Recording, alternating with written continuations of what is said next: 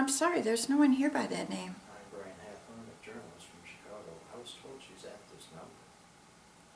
This is the Wellington residence. It's been my home for many years. I'm sorry I can't be of more help to you. Good day. Wait a second. I checked county records and she's listed as the legal owner. You know that, don't you?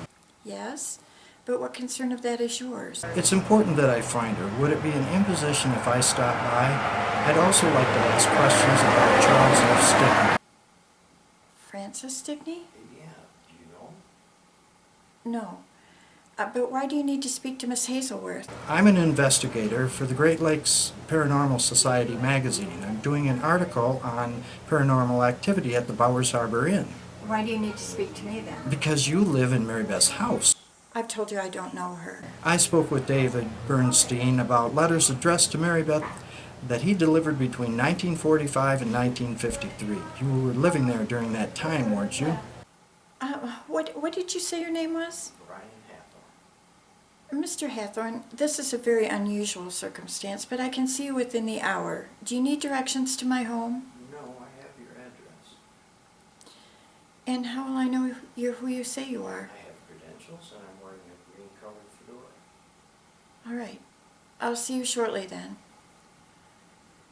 Goodbye. Yep, see you later.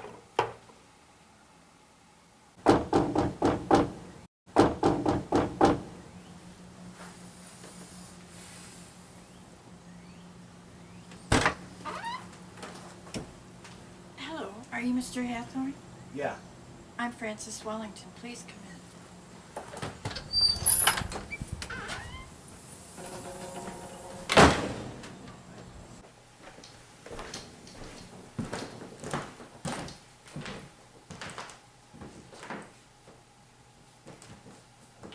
Nice home you've got here. Thank you. I made some coffee. Would you care for some? Sure, I'll take it black, thanks. Excuse me while I go to the kitchen.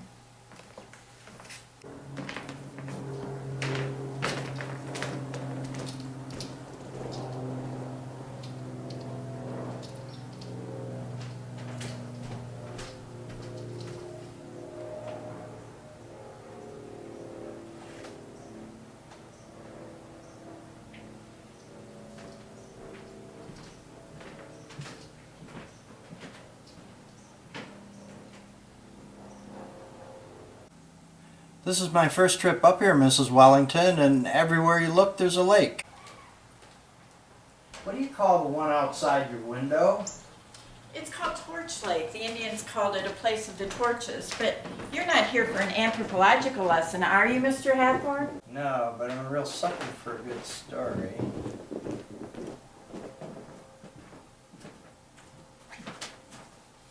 Thanks.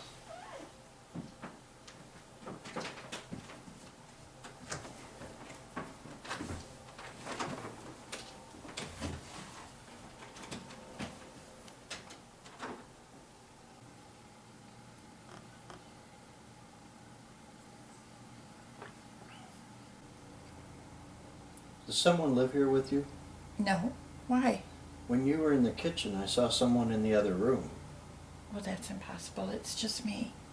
That's strange. Mr. Hathorn, I have one condition. Please, no questions about Mr. Charles Stickney. Sure, no problem.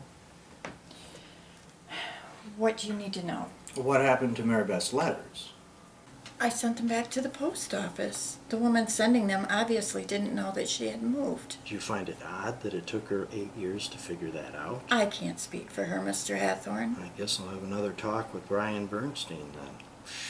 Are you implying I'm not telling the truth? You'd be amazed at how many ways people stretch a story. So, do you have a long-term lease or do you pay month to month? I don't believe that's any of your business. Why not? Well, if you had done your homework, you would know that I have a long-term lease, and just last year I extended it another 5 years. Actually, it wasn't last year, but 5 months ago, I believe mid-December. What else do you know about me? You've lived here since 1940, and each winter you fly to Carmel, California. What else would you like to know, Mrs. Wellington? Who are you? Like I said, I'm an investigator. Do you know what a poltergeist is? Yes, it's a ghost that doesn't exist. And you still haven't told me what she has to do with me. Absolutely nothing. My magazine was contacted by the restaurant owners reporting unusual sightings.